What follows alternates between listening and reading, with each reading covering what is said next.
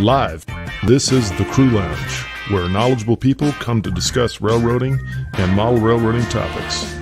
Pull up a chair and let's get started.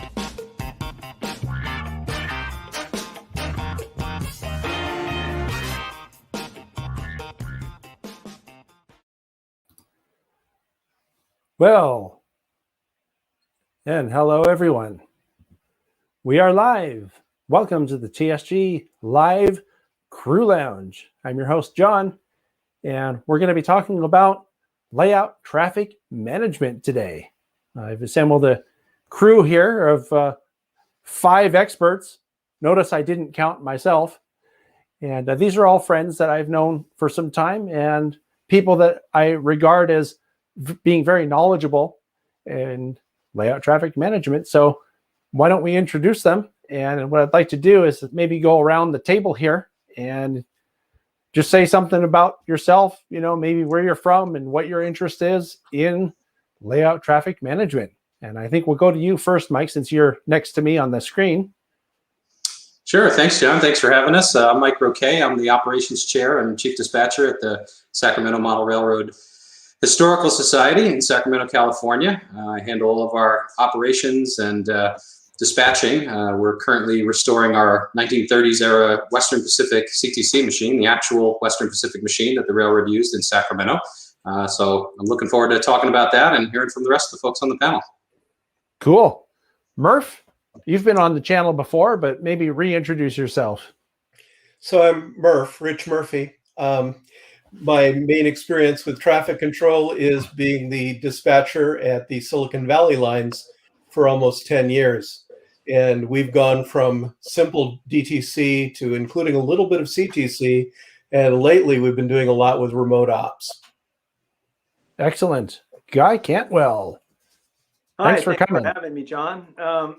I have a home layout, and my primary interest is just in operation sessions. I have an operating group that I've been operating with for about the last 20 years, and we do timetable and train order operations.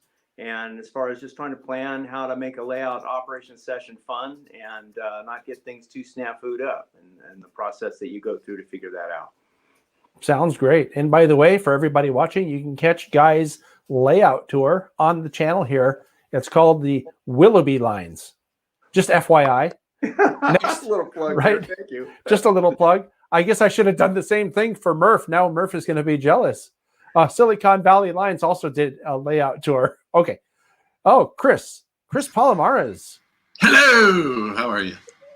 Wow, I can hear you, but your picture went still for some reason.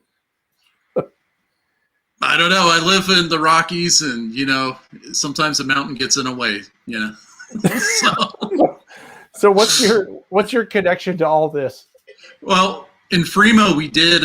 I'm going to simplify it. Let me say that my interest is in modular layout operation, and also very interested in signaling systems. So that's my sort of piece of the pie.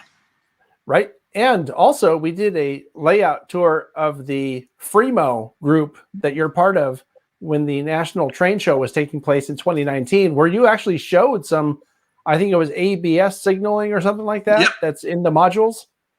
Yep. Yeah. Yep. That was a key component of the operation we felt. So yeah. Okay.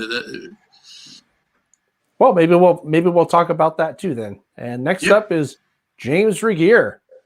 What's up? Hi, folks. I'm James Regier, of course, and my interest in operating or in traffic management has primarily to do with my experience as a operator in model railroads. I've experienced several different systems, from CTC to warrant occupancy to all that kind of thing. Definitely interested in learning more about the topic, and interested in implementing that myself in my future layout. All right.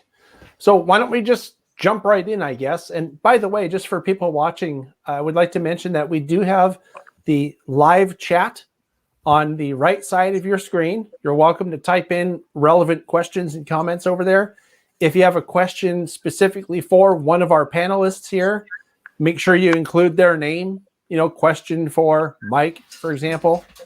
And yeah, let's have fun with this. And I guess we can go to you first, Murph, because you were going to talk about the operations at SVL. And what did you have to say about that?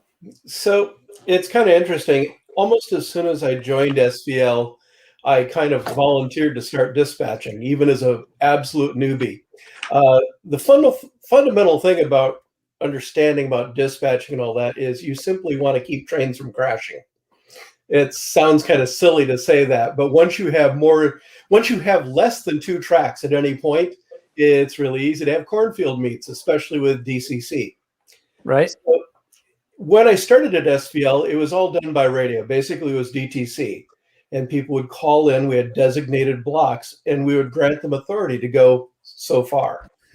And we would also, I think at that time, we could actually switch turnouts so they would go the right way when they're coming up to a sighting. But that was about it. As we moved on, this last 2 years or so, we've added CTC. And so we have a little bit of signaling, and sometimes we actually trust it. There's been a little bit of problems, I think, occasionally with our camera cars now that we're doing remote ops, where we get some false positives on the detection. But in general, it's working pretty well. The top level, however, is still running the old way, where it's all DTC. Mm-hmm. The other thing I'd like to say about it is it's really important when you're a dispatcher to know your audience. If you're into a really serious club, you can say, these are the rules, everybody needs to adhere to these, and you can be a little bit strict. We have 8-year-olds running trains. We have 70-plus-year-olds that aren't really handy with technology. And it's important to kind of try to modify your dispatch capabilities or your dispatch instructions so that you don't demand too much for your audience. And you really want to make it so it's really understandable to them so that hopefully you don't end up with anybody crashing into each other. So right. Those are the main points. When you started talking about 8-year-olds, I thought you were going to say something else about people who act like they're 8 years old, but you're talking about actual 8-year-olds. Yes, exactly. And it's really kind of funny. Everybody talks about how the hobby's dying and there aren't going to be kids in it and they only want to play with, video games. And we have one member that he was into being there live and running a train. And if he could, he'd use a hammerhead, NCE. And he really hasn't joined us for remote ops because if he wanted to play video games, he'd play video games. And it's, in a way, it's refreshing. And it kind of goes against that whole, thing about, well, kids these days. And it's like, no, really? They're pretty cool. There are some kids there that will tell you more about trains than a lot of adults can do. So, well, I had a conversation, and I'm trying to remember who it was with now, but we were talking about kids who are better at doing this stuff than adults are. And how if you have a kid like that in a club, for example, then you can actually make the kid the bad guy because your adult members won't be mad at a kid. I mean, they'll be mad at him, but they won't, with it with the kid because you can't do that. Instead of having an adult say, "Hey, you did that wrong. You weren't supposed to go through that signal." Right. So there might be an advantage that way too to that. And I would say, the biggest thing you have to do, we have a multi-level layout. The top level's at about 5 feet, a little bit more. I don't give kids top layout trains. They can run on the southern side really easily. Once they get to the top side, they're climbing ladders. So right. There's a little bit of that you have to keep in mind as well. But other than that, it's maintaining radio traffic and that kind of stuff. Yeah. But what you just mentioned is also knowing your audience, like you said before. Yeah. So what about you, Mike? I've seen the CTC machine that you guys are rebuilding, and I've seen your club layout. Can you describe kind of what you guys do? Sure. I thought about starting with a quote. A late friend of mine who was a railroader and a model railroader had a real great take on traffic control in general. And what he said was that as soon as the first railroad got their second engine, they knew they had a problem, right? So to Murph's point, right, our primary concern is safety from a prototype standpoint, right? But also for modeling, we don't want to have collisions. But generally speaking, signals are about making trains go, right? Not making trains stop. Right. So yeah, you touched on a few things, Murph, that I wanted to amplify. The culture. Right. Again, I'm the operations chair at the Sacramento Club, and when I started there, the club's culture was just starting to get into what we call prototype ops. Most folks in the hobby up until then and in the club were interested in what I'll call casual ops, just sort of running trains around. I don't want to say in a circle necessarily, but without any particular purpose, just sort of having fun and shooting the breeze. And as we implemented organized op sessions, we use car cards and waybills, and we have a call board for standing jobs, dispatchers and yardmasters and locals, and then we have a number of road trains that run in sequence. That's the short story on our op session. As we started doing that, the culture of the club changed, and it started to embrace operations as sort of the primary goal. We still have plenty of casual ops. We have operating sessions once a month. It's the first Friday of the month, FYI, shameless plug. It's open to non-members, so if you want to come out, it's the first Friday of the month at 7 p.m. We won't be operating this month, but we're planning to start operating again next month is what we're shooting for.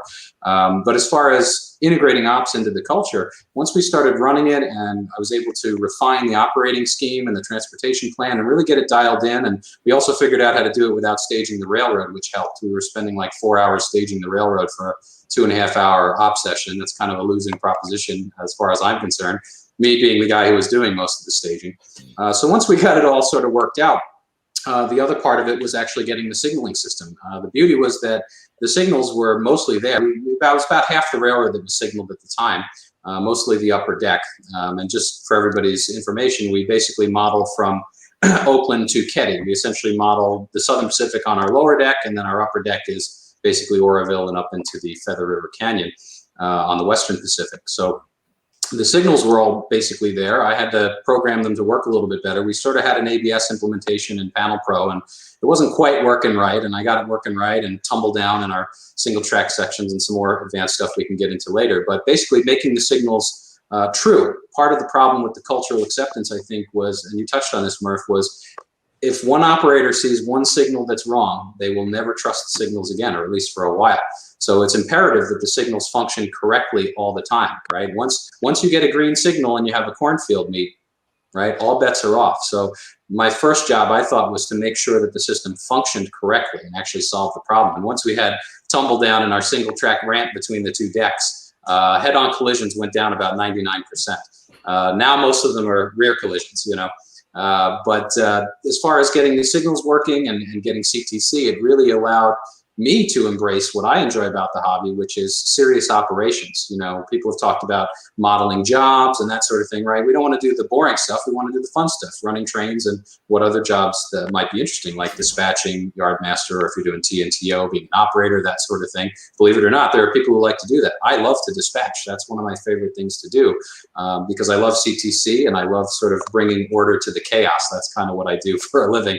I'm a software engineer as well by trade, so writing up an implementation in JMRI to do ABS and APB and eventually the CTC that we've built, and finally tying that into our actual Western Pacific machine is kind of the holy grail for me. Being able to sit at an authentic 1930s, USNS lever machine that actually dispatched the territory that we're modeling is about as good as it gets for me. So with all that and FRS radios and DCC, it really provides for a realistic experience, and that's what it's all about for me and for us. And I think that has really been the culture of the club. Ultimately, it's been high fidelity prototype operations. Right. I want to jump in for just a second. We were joined by Jim Providenza, who wasn't here at 4, and thanks for coming, Jim. I was afraid that we were going to miss each other somehow. So you've jumped in the middle of our conversation. We just got started at 4, though, so it's not too far in.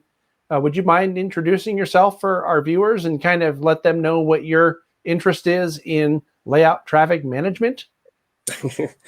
Yes, John, thanks. And sorry for coming in late. For some reason, the email link I was getting was giving me some other thing for some reason, apparently. But in any case, we're here. So yeah, but before you go, did you manage to get the date on the other link? It wasn't a dating site? No, don't I wish. I don't think so. Go ahead. Okay. I guess my interest in operations has been since the mid 70s. And I have focused as I've gone along on timetable and train order, although I have along the way operated, Mike, as you say, there's nothing quite as good as working the actual machine that used to dispatch the territory. And I did that on a CNO layout at O scale in Kansas City. And you know, there's something really wonderful about CTC machines. But for my interest over a period of time, I like and enjoy the art of timetable and train order operations. The advancing knowledge that we have about the different sorts of positions that are available to work. I continue to kind of push that boundary. We've had agent operators on the Santa Cruz Northern for better part of 20 years now.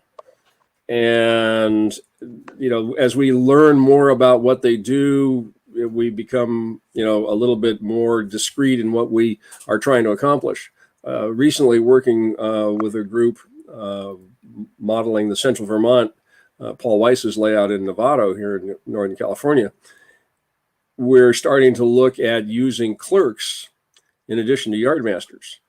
And just like there are people who enjoy being any of these other things, there are people who enjoy being, clerks and working with that sort of stuff. The transportation function in terms of car movement, it can just be all encompassing when you try and figure out how did railroads really move cars, what was the routing for these cars as we get to more prototypical waybills. And then you find some prototype waybills and you wonder, why did they do that? Why did you route this car through 7 different railroads on this circuitous route when you could have done it with 3?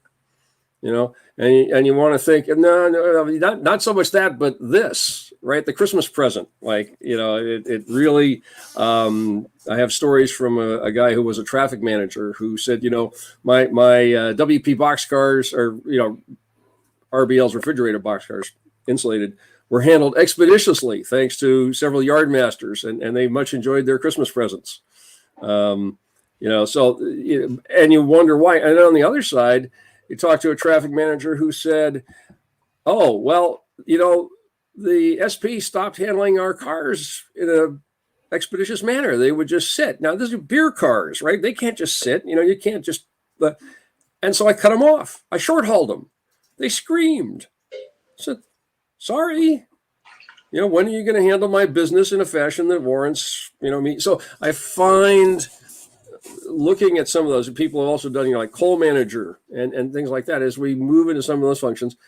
And then, I've operated on Tehachapi any number of times. And you talk about looking at different types of positions, the idea of needing, a chief dispatcher, needing, the crew caller. This is not just, well, it'd be nice to try to play this game. You need that in order to make that, and clerks, all this, there's days of work that goes on ahead of time before one of their 3-day operating sessions, by dedicated club members. And it's all very defined as to what sort of a position you're thinking. And so, John, I think that's where my focus has gone. I also, help Seth Newman occasionally. And so I perforce am involved in signaling projects and things like that. And, that's a tremendous portion of the interest in modeling. So. Right. So quick question. So when you talk about operating on Tehachapi, you're talking about the La Mesa Club, right? Yes. Okay. That's what I figured. Yes. So what about you, Guy? You operate on timetable and train order like Jim does. What's your take on it? My take is probably a little different, although very similar to what you guys are talking about. We don't do much signaling, so that's not really a thing. But we do have a dispatch, and my journey has been about trying to figure out how to get my layout sort of shaken down to operate. I was in a group with Jim Vale, and I'm still in the group with Dave Adams. And so I operated on those layouts for many years, and I tore out my old layout, partly because I was excited about building a layout to operate on. And in the last, about 7 years, I've gotten to the point where I can now start hosting sessions on my layout. So it's been interesting to try and figure out how you're going to call the trains, which trains are going to be called when, who's going to start, who's going to lead, how they're going to move over the railroad from place to place. And, the other thing I'm real big on is I'm trying to figure out how many operators will fit in my space. I'm 13 by 22 double deck. And I've got far more capacity than I've actually got room for operators. I've got all kinds of hidden staging and all kinds of trains could run, but I don't have space for that many people. So we're looking at, 5 to maybe 7 operators, and the operating group we operate with is about 8 to 10 people. So trying to give everybody something to do in the first hour when they get there so that people aren't just standing around for a long time waiting to run, and trying to develop the schedule so when a person's done with one thing, can they move on to something else? How do we keep the thing moving past, say, the first, if you think of it as a chess game, as the first moves and then the mid game and then the end game, how do you plan each of those for the op session so that it works out? I find the end game usually ends up being whatever mess you created further on and try to clean that up, which is part of the fun. The other thing I really enjoy about timetable and train order is the idea of playing chess with it. Is that the operator has to decide, the actual train engineer has to decide, is it safe to go? How far can I go? What has my order told me to do? What's the schedule telling me about various trains that are coming in my direction? And what am I going to do about that? And I find that a lot of fun. And there's definitely a learning curve to it. But we're pretty casual about all that. So anyway, that's sort of my take on I think what you're talking about. Right. What about you, Chris? I mean, I remember when we did the layout tour, I mentioned this in the beginning of the show, when we did the layout tour at the train show, you showed me a really cool setup with the signals on that FreeMo layout. Yeah, that was Greg Furman coming through with like some ingenious sort of use of Ethernet cables and, kind of not necessarily a digital, but, an old analog way of doing it. I'd say that most of my, plane of reference for what we do in FreeMo is just we needed something, because after you get the layout set up, everybody wants to run. I mean, not just one guy. I mean, everybody that's been in the setup wants to run. And usually it's sort of like a bunch of race cars going to an intersection at the same time, So it's really easy to ball up the entire layout in probably the first half hour of turning on the DCC system and getting things going. So instead of trying to reinvent the wheel, we looked at how did the real railroads do it and why, and try to adjust that a little bit more to being a little bit more user friendly. We don't have as long of a distance to get to from siding to siding. So we got to kind of plan for shorter distances and different times and things like that. So there's been some slight adjustments to things, but not a whole lot. I mean, basically it's the same system that the prototype railroads use. So, and it was ABS, wasn't it? I'm sorry, was that? It was ABS, the automatic block signaling? Yeah. Actually, to kind of on the tail end of what Murph said, we used a lot of direct traffic control in FreeMo. Just it's simple. And for people that don't understand what DTC is, it's just a way of verbally giving permission from going from one point to another over a walkie-talkie or handwritten note, or just looking at someone saying you go there. It's at the very core, I'd say, linguistically easier than most of the other sort of verbal systems past, and the learning curve is really quick too. So we just wanted to provide something so people don't go, okay, let's all go from the yard at once and see what happens, So. Yeah, this is probably the good time to point out that if we want to dig into signals a little bit, John, is ABS just spaces trains, right? It doesn't give you authority to occupy the main track, right? And I just want to say thank you for bringing that up, Chris, because I was very impressed with the modular signal system as well. You can Google modular signal system and you'll find it. The simplicity of the design and just Ethernet components and standard current detector and optical detection. They have a really great approach as to detecting trains, not just electrically, but optically in a way that does not require you to put resistor wheel sets on everything. Basically a train can either be entering a block and crossing a block boundary with an optical sensor, be the engine's in the block and the cars aren't, right? In which case the engine would provide electrical detection, or the entire train and the engine is in the block. The only thing that it can't detect is a lone unresisted wheel set car in a block. But for most modular applications, it's more than enough to provide realism and some amount of safety. The one rule is don't spot a car on a main track, without some kind of load or on top of a detector, right?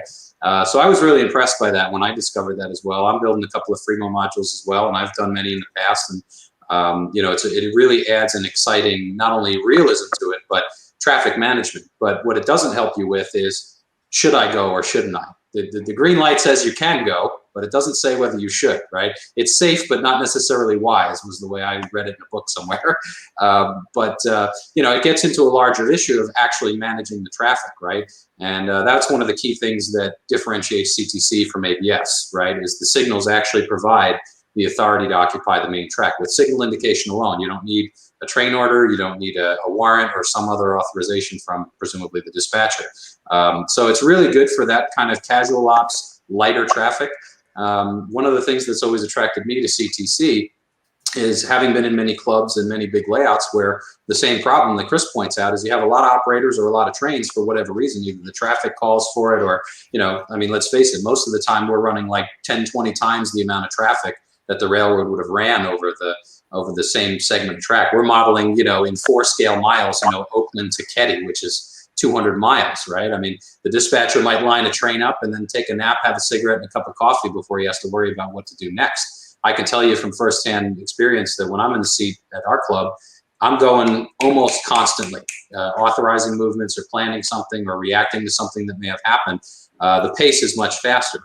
But more importantly, it allows the dispatcher to respond to those things that inevitably go wrong. Trains fall down, meaning they get later or delayed for whatever reason, or equipment trouble or whatever it might be. And, having a double track main on half the layout and CTC everywhere where we don't, across the whole layout and in the single track sections really gives you that flexibility and the ability to support the number of trains that a club environment or per se like FreeMo modules would require or would demand. One of the things I'd like to see, hashtag feature request for MSS is some way, and I know a lot of folks are talking about this, I haven't seen a solution yet, but having some kind of modular approach to CTC where you can have, a self-configuring CTC machine in effect.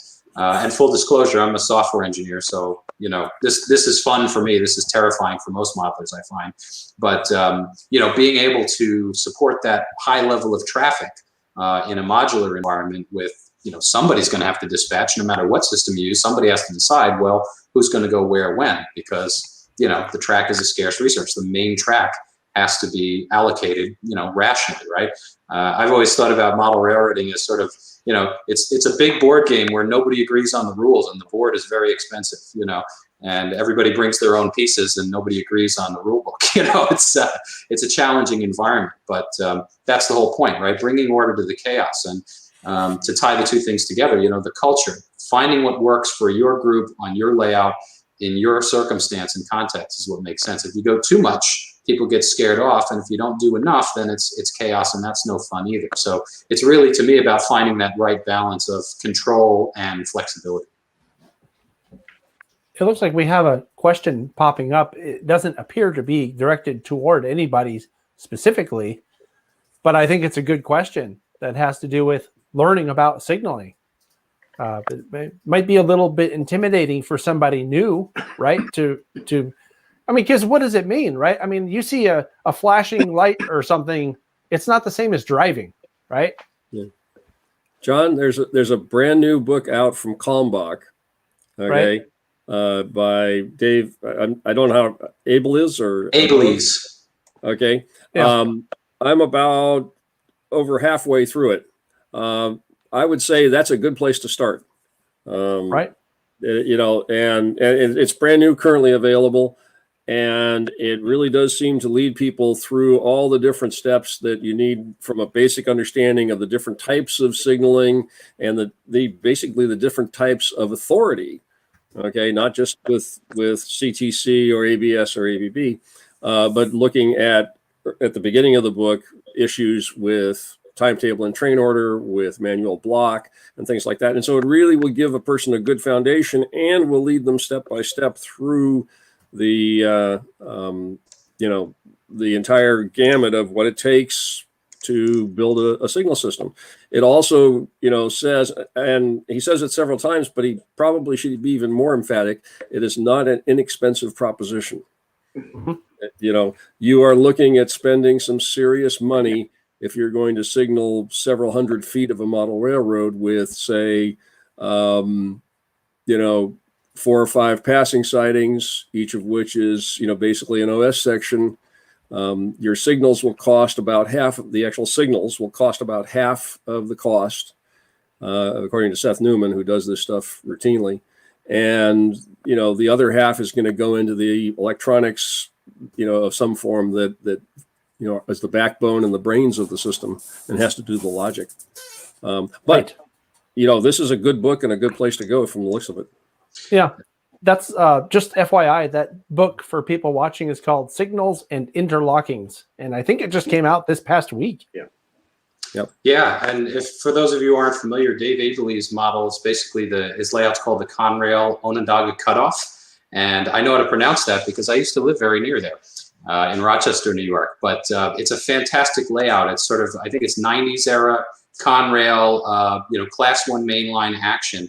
And he does a lot of live streaming, so you can actually rail fan with him. He'll park his 1987 Dodge Caravan 187 scale vehicle next to the track, and he'll get on camera and he'll talk all about his layout and signaling and stuff. And so he just wrote this book, and it's specifically, I haven't read it yet. I'm anxious to read it, but it's about signals on a model railroad, which is really great. And I think it's the only book that I really know of, other than sort of broad books about operations or other stuff in general, that's specifically about model railroad signaling. Like, how do you do this on your railroad? One of the books I was going to mention it's an older book, but it's by Brian Solomon. I think it's just called Railroad Signals. It's really a generalized sort of maybe rail fans audience sort of book, but it goes through everything from sort of, ball signals, which is where we get the high ball, the phrase high ball from, through semaphores and searchlights and ABS and CTC, and really gives you a good perspective to understand CTC. CTC is going to seem really complicated if you start there. As somebody who is a student of signaling and dispatching and both TT and TO and DTC and everything, start with the simplest, start with the oldest, and you'll see how the railroads over time basically added on. They started with sort of manual block signals. Hey, you can go into the next block or you can't. And then it evolved into signaling hardware like semaphores and searchlights, and more importantly into ABS and absolute permissive block, and ultimately CTC. And so if you start with those simple concepts, you'll find that they bolt on really well. And then when you get to CTC, it'll all make sense because it really just sort of ties everything together. Full disclosure, shameless plug, I do a clinic on this at the Model Railroad Club. In fact, we haven't recorded it, but about twice a year I do a clinic on that and talk about all that. It's about understanding what the signal aspects mean. In other words, the colors and what it tells you, which is the indication. But I also talk about CTC and ABS and how those concepts actually work in practice. So check out Dave Averly's book. Maybe pick up Brian Solomon's if you want a more generic railroad history of signals, and talk to other modelers and go to op sessions. That's the best way to do it, is experience it. We could also present, if you were willing to do it, we could present your clinic on the channel here sometime. Mike, that could be a lot of fun. Sure, I'd love to. Okay, well, we can talk about that off, some other time, but that would be really cool. That'd be great, thanks. Part of the signaling thing is it depends on really how deep you're wanting to go with it too. That you can get a fairly basic signaling system with, say, Azatrax, where it's basically the signals talk to each other, that you have your block occupied, next block behind that is red, the next block behind that is yellow, and then you have your green signal behind the yellow. So that can provide a sort of quasi traffic control, so that you don't have trains stacked on top of each other, or having those cornfield meets. I know one of the clubs that I operate at uses that kind of system when they don't have a regular dispatcher. it works quasi reliably, but and again, it may be a way to get your feet wet. If the whole CTC function is a little bit intimidating, has too much of a learning curve. But again, JMRI has some pretty good solutions there. Azatrax has a pretty good system as well. You can also design something similar with Arduino if you're handy with that. Yeah, just one quick comment on that. The modular signal system that Chris was talking about earlier is actually essentially based, well, most implementations of that signal system use an Arduino essentially. So if you're into Arduinos and you're into, I don't want to say tinkering, but experimenting with that, engineering with that, that's definitely the way to go for a simple ABS system for sure. Yeah, it's my friend has a website. It's called scalesignalsystems.com, I believe. And he does a lot of Arduino stuff. This is Chad. And he figured out the code to do it. One thing that I noticed a question on the panel here, there was someone asking resistance or optical. And in an ideal world, what we found in FreeMo, it's both together, because the two working together in tandem really kind of, pick up where one may air out, like say if there's dirt and your wheels aren't, really conducting a good resistance path. The opticals will definitely hold down the reds during I'd say right against adjacent signal blocks. It's probably the ideal place where you want to put just like an optical detector, just in case. And that'll really smooth out the signal system, make it a little bit more robust. That's good. You have sort of redundancies in your system to catch, so you don't have accidents. That's a smart idea. And I don't know that real railroads did that. They just did resistance, as far as I know. Yeah. But in a modular, or I say in a modular sort of system, you tend to overbuild and overplan, just because there's just such a variety of equipment that's being used in any given run session. And like what Mike said, it's got to be as dang near bulletproof as it can be for it to, be useful. So something to consider. For sure. I'm kind of curious to hear from the TT and TO guys. So Jim and Guy, how do you deal with, you just have to be careful, right? Don't the operators just have to know what they're doing so you don't end up with head-ons and that kind of thing? Because there's nothing redundant in TT and TO, is there? Well, yes and no. There's redundancy in terms of the checking to make sure that everybody understands what the orders are until they reach the train crew. And then within the train crew, there should be redundancy between the conductor and the engineer. But the reason that we see more and more of the push towards fail-safe systems is because we fail. Right. On a model railroad, at the worst, it's a couple of brass locomotives. In the real world, it's dead bodies. All those rules were written in blood. But that's part of the fascination of timetable and train order operations, at least for modelers, is that you work to try and understand the orders. You try and keep them simple. In a model railroad, you learn that some orders take too long to write and you can't really use them because by the time you've gone through the process of writing and dictating and copying and hooping them up, you've already run your fast clock past the time that you were looking to set this up for. There's a saying that yard work is 1-to-1. The fast clock is 3 or 4-to-1, maybe even worse than that. Timetable and train order operations is probably 1-to-2 because we were not pros by any stretch of the imagination. It probably takes us longer to write the orders and dictate them and get them, copied and set up than it did for the prototype. They did it all the time. But it's, there's a certain thing, Mike touched on it a bit, and I think Guy did in particular, but for the, timetable and train order crews, as Tony Custer says, they've got a lot more skin in the game. Okay, when you're the dispatcher in a CTC, CTC or track warrants or DTC, the dispatcher is directing everything and he controls everything. With timetable and train order operations, that's not the case. It is really on, and John, I think you mentioned, it really is on the crew to determine, can they safely do something? Okay.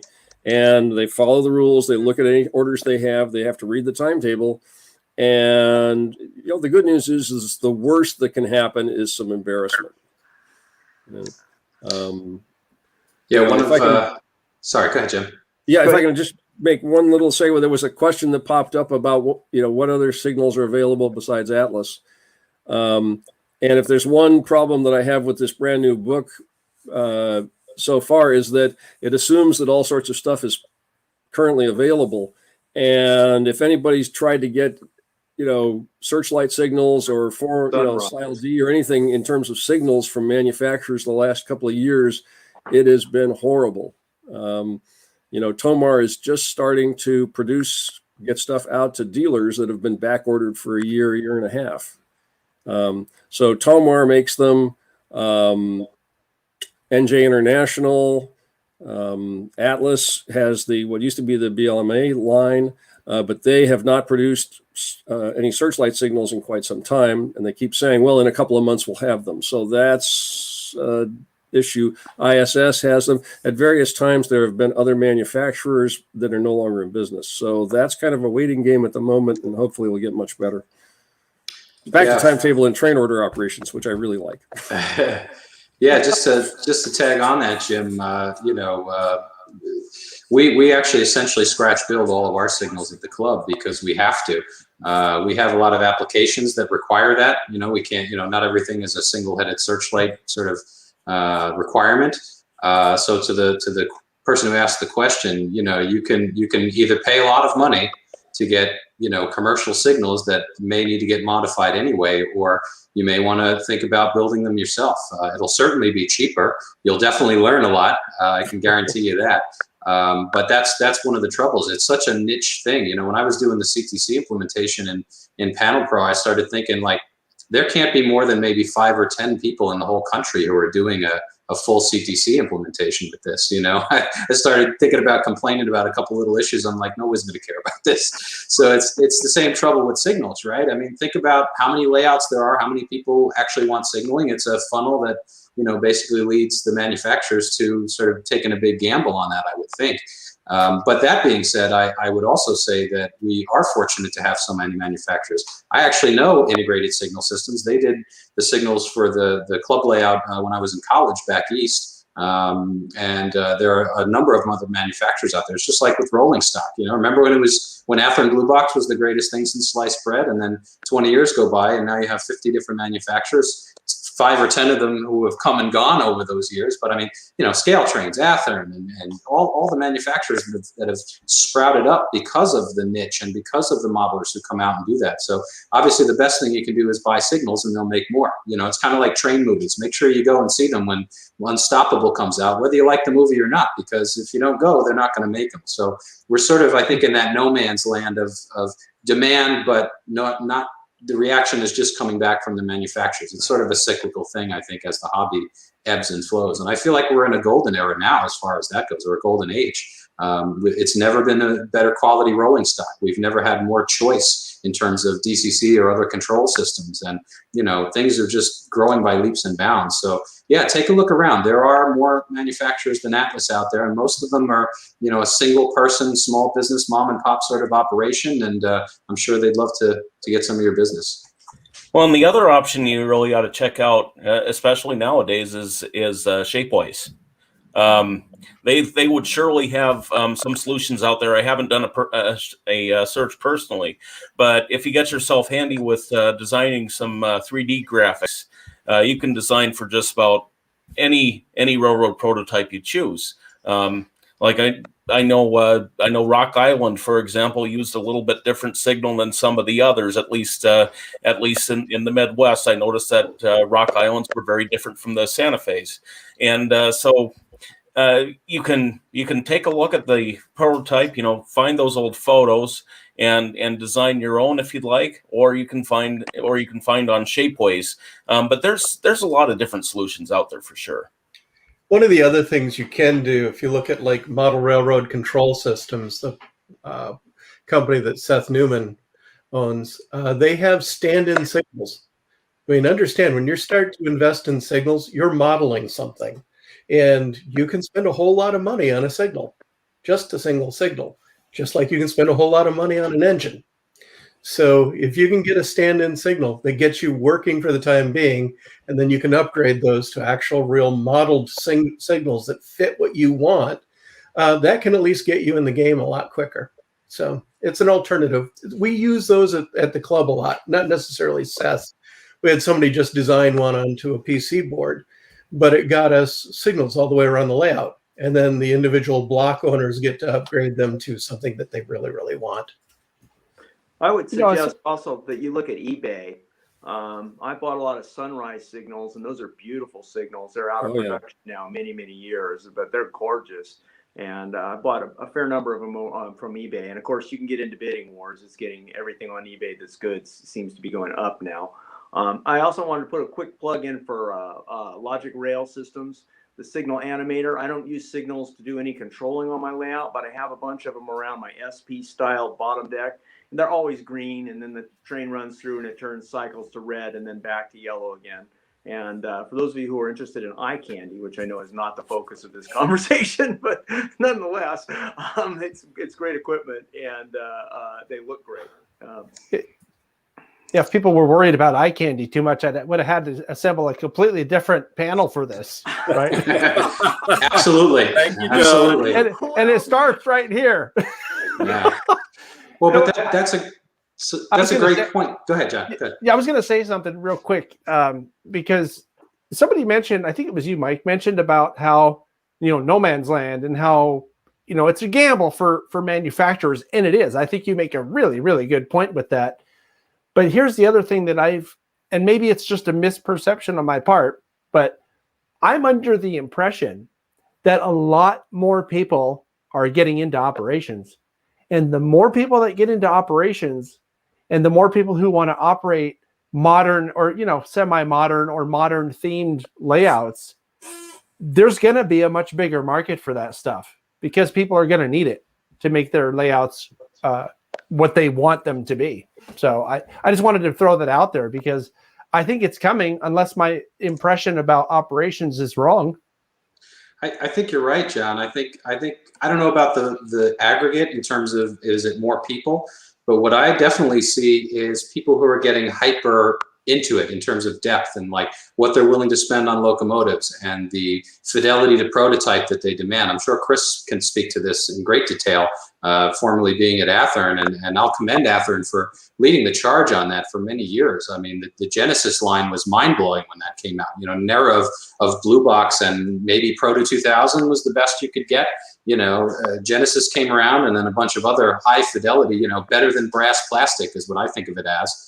It's just unbelievable. And I think a lot of the younger folks who are there now, in the past, model railroading was, I think, less of a financial, hey, let's go spend 6 figures on a layout than, hey, let's build some models. Let's do some craftsmanship rather than sort of buying stuff. And people do both now. I think you have the same craftsman ethos, but with people who are willing and able to spend what would have been insane amounts of money in the 70s in adjusted dollars on one locomotive, let alone a fleet of them. I mean, I see guys model an Amtrak who probably have more models of actual Amtrak equipment than there are real stuff.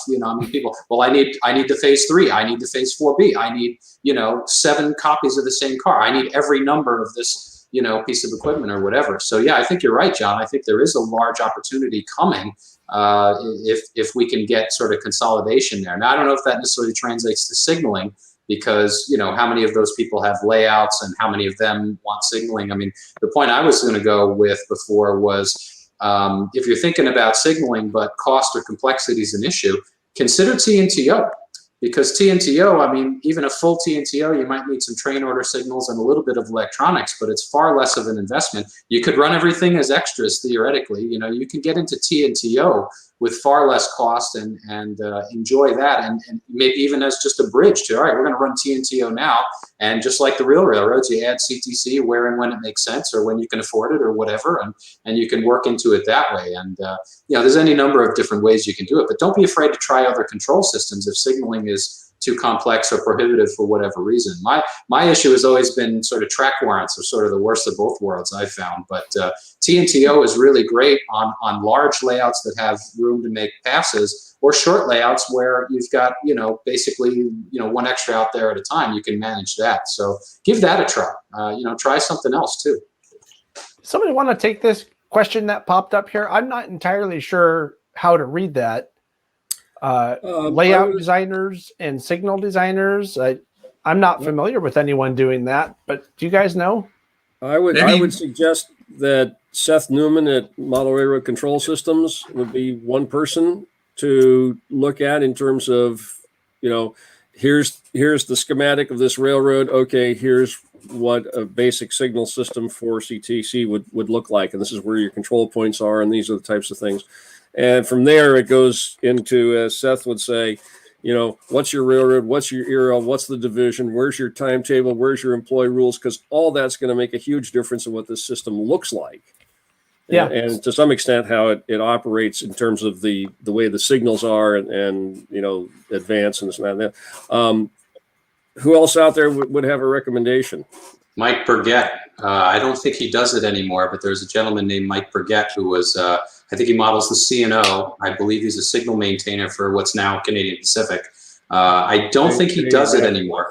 Yeah, Canadian National, excuse me. He used to build signal systems, and he would build you a CTC machine if you wanted. Oh, yeah. So there are definitely folks out there who do that.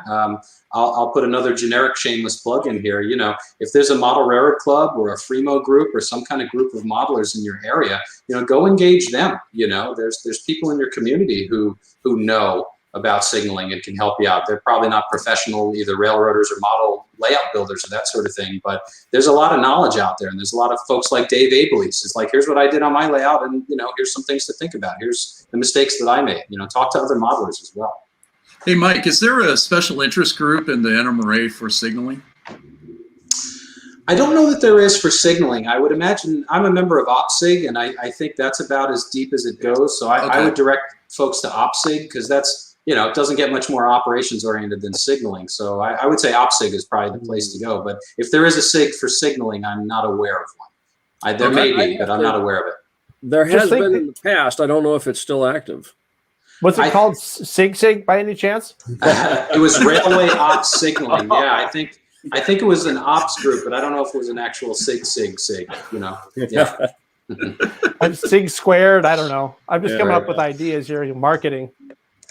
You know, there might be a CMRI special interest group or something, and that might have a lot of tie-in too. There certainly is a CMRI group available. It may be on, you know, one of the, you know, net groups of some sort, but there is, yes.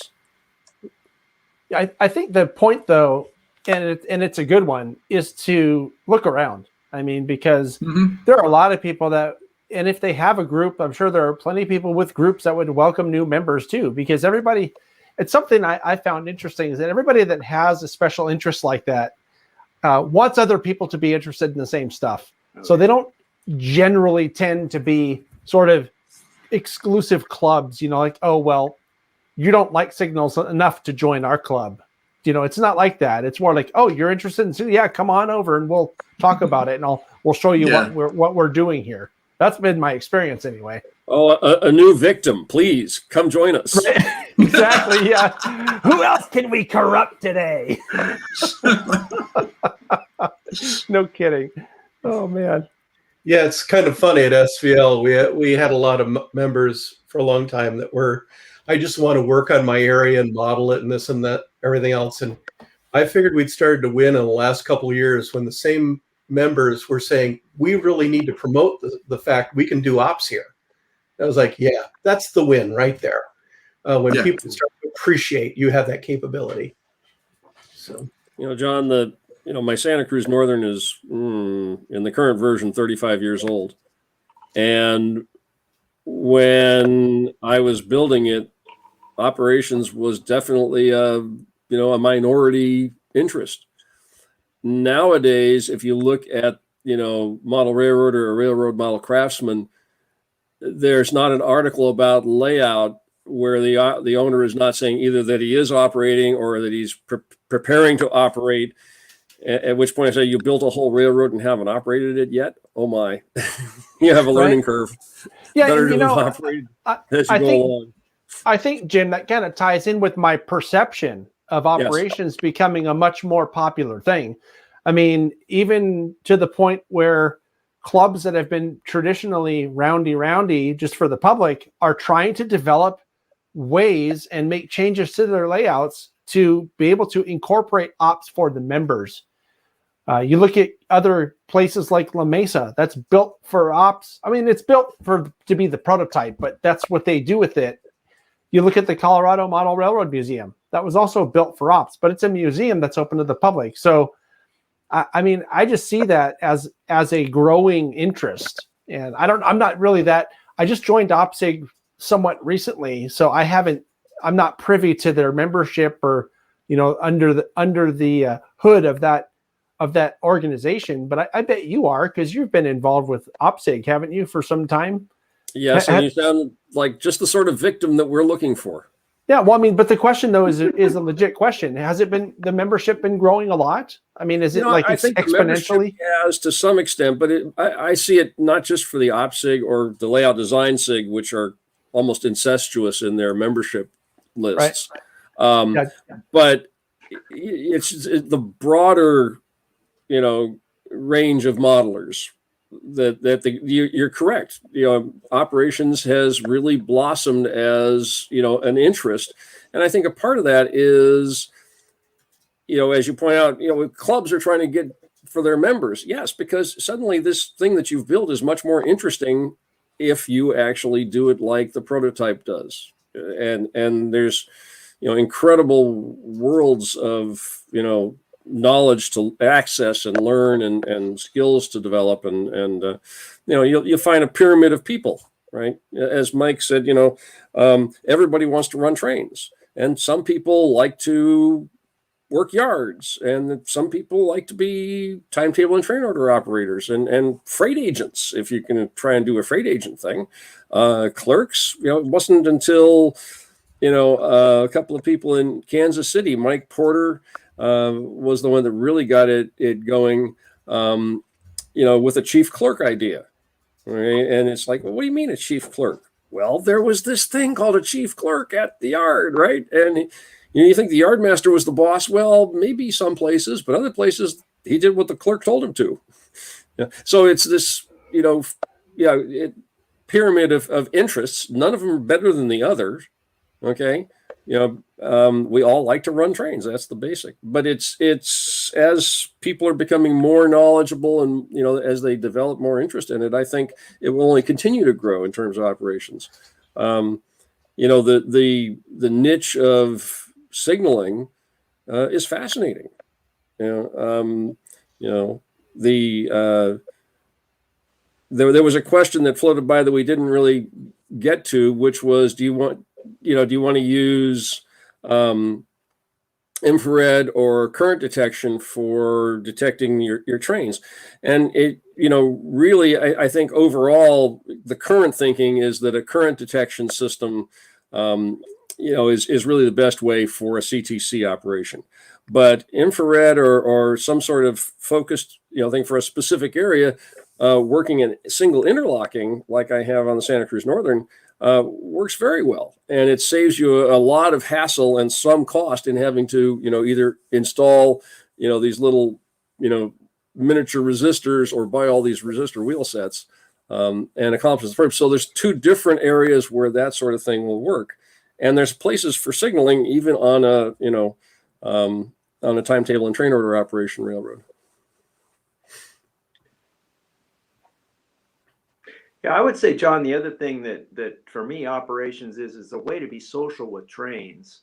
that isn't the typical, let's just sit around and talk. I mean, trained guys can talk forever. We all know that. The BS will go on for hours, but it's another way to get together with people and have something to do with trains that isn't that type of thing.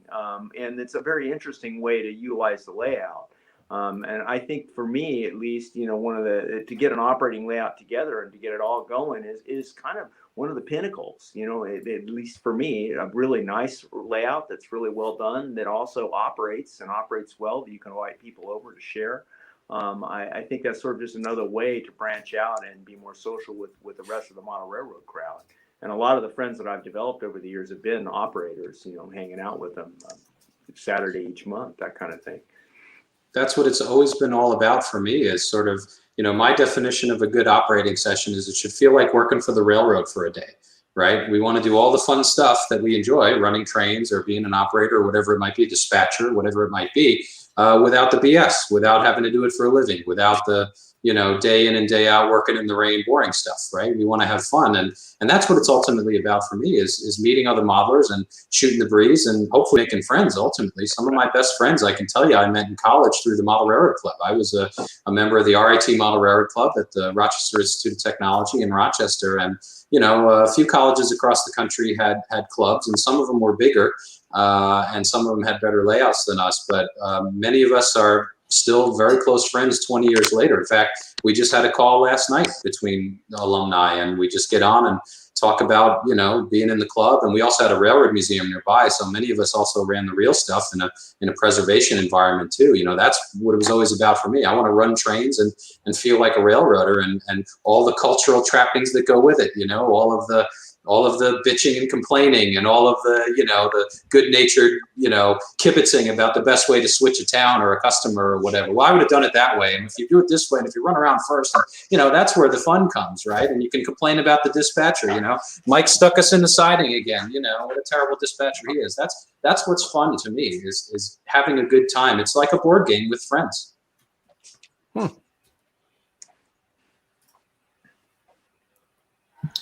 One of the things that I noticed with signaling, and maybe you all can kind of weigh in on this too, is how much a track plan can be affected, by planning where your signals are going to be, where you need to have block boundaries, where a switch should be a little bit further out and into another block and stuff. So I think that may be something to consider too, is like your track planning for operation, whether it be a signal system, switching, etc.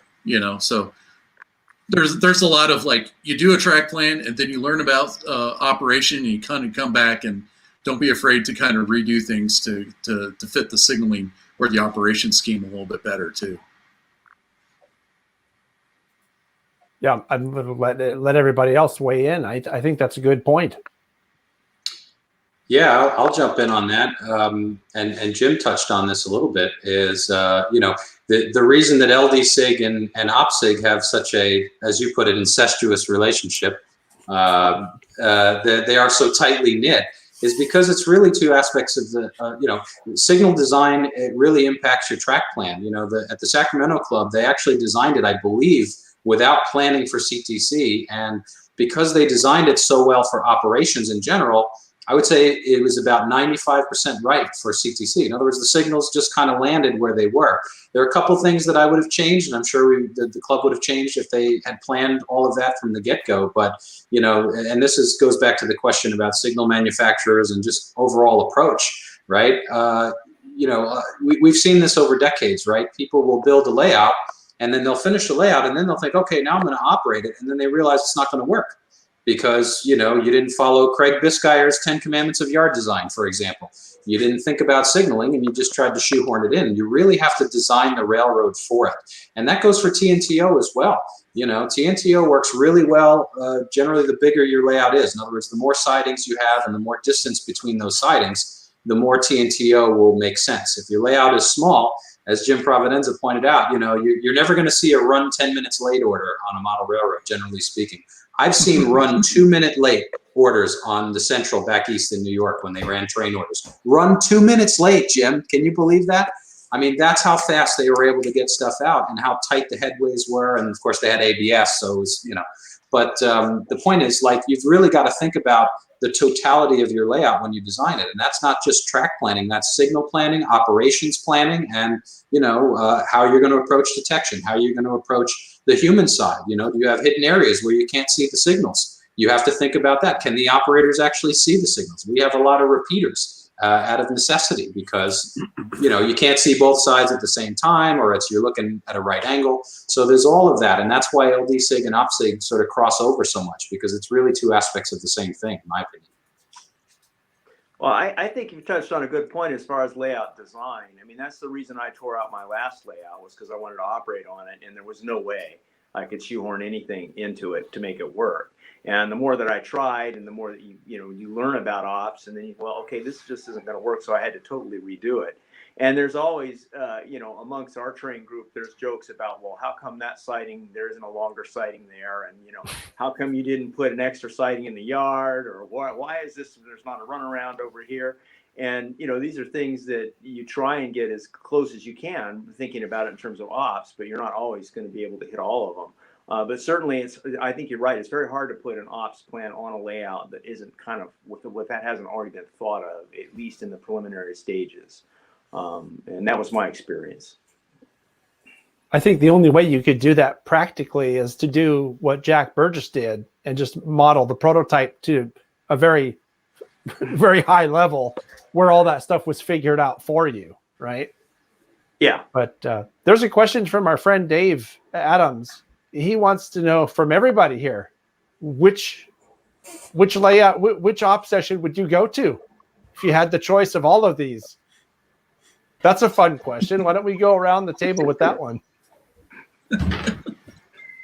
Well, I've actually had a pretty reasonably good experience with a few of these models. Certainly with the CTC, I've had a good experience there. You basically they had radio phones set up around the layout so that you'd call in if you needed a green signal, and it worked very well. But I've also had the track warrant control system where it was done very formally, that you radio in that you need clearance to get such and such an industry, and you call in dispatch. They read out the exact checklist of what your track warrant is going to look like, what the terms of it, the limitations, the timing, the trains that you have to wait for, and you go through this entire checklist so that both of you have a written copy of the track warrant. And I have to say that as long as the operating session is organized well and the equipment functions well, I think it's a great time.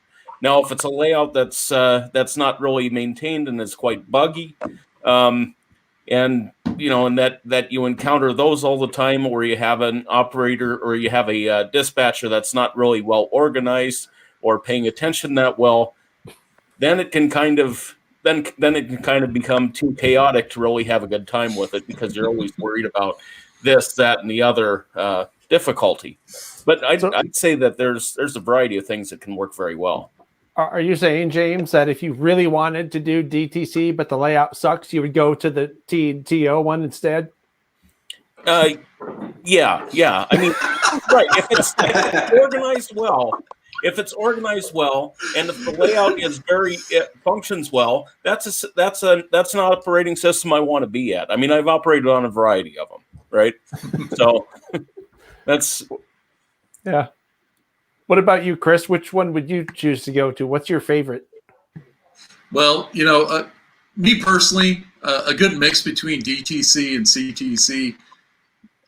Great time. I'll have a great time running. As soon as it's TWC, I'm going to go. You can find me over, sitting in front of the refrigerator or something like that, having a Pepsi, You don't I'm not a big TWC guy. You don't like to read back all that stuff? Oh, yeah. It's sort of like it's like reading a long receipt, It's like just this, that, and this. And it's just like, okay, can I just run my train now, please? That's just me. I want to make a comment. I want to hear from everybody else, but I want to make a comment that kind of ties into that, what you just said.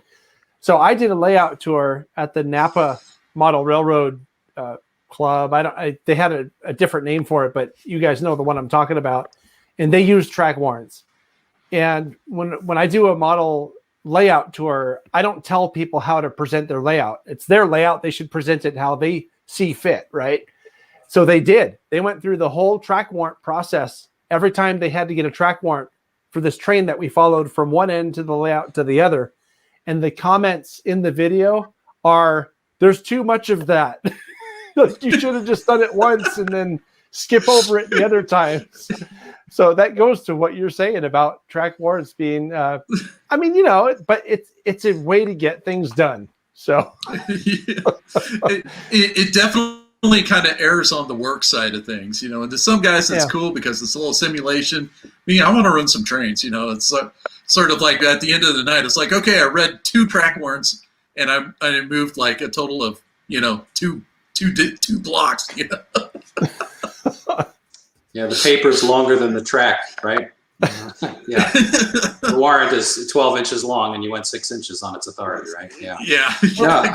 I agree. I will say it depends a lot on the work that you have to do at the end of that track warrant, right?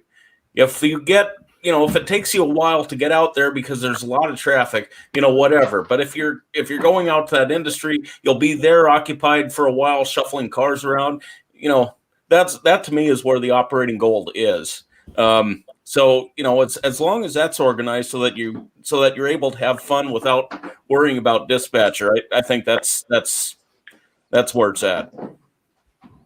Yeah, it depends on the railroad, James. I think you hit it. It's like, I can have a good time on any of those control systems if it's well done and it's appropriate. It's a good time. I like good CTC layouts. I love TNTO. Let me be clear. I'm not just a CTC guy. I'm a student of TNTO as well. I've got rights of trains, under my pillow. I love that. The little blue book that doesn't fit on a shelf. It's about having fun, and that goes back to, as layout and op session designers, right? We have to ensure that it fits our culture and it fits the layout, and the layout can afford it. For me personally, I like CTC because it allows you to have fun. Like you say, you don't have to worry so much. The saying that we use down at SMRHS to make so we don't have to have a 6-hour class on signal aspects. If it ain't all red, it ain't red at all, which means unless every signal on the mast, every head on the mast is solid red, you can go. And for 90% of modelers, that's all they need to know. Operators, that's all they need to know. Likewise, I've been to Jim Providenza's layout. It's quite rightfully lauded as one of the great TNTO layouts in this area, if not in the country. The concept is great. The whole layout is based around TNTO, and it's proto-freelance, but the TNTO part of it isn't, right? It's about adapting TNTO to your proto-freelance application, and it's a blast because the railroad is designed for it. Track warrants in general, I find, work really well for light traffic, right? What you don't want is a double track main line with 10 trains an hour and everybody's getting a warrant every 10 feet. It just doesn't work. TWC nowadays is used where it's low traffic density because, as Chris points out, it's just too cumbersome, especially when you've got modelers and radios and you spend more time you'll wait 10 minutes to get on the channel, just to get on the radio where you can even get the dispatcher's attention, right? So, and that was what my comment earlier was about, is usually it's either CTC or TNTO. Track warrant control for most model railroads, unless it's a very low traffic application, is usually the worst of both worlds. You get all of the cumbersome paperwork and rules compliance that you need with TNTO without the efficiency that you get from being able to advance against scheduled trains. And CTC, of course, everything's easy, just follow the lights.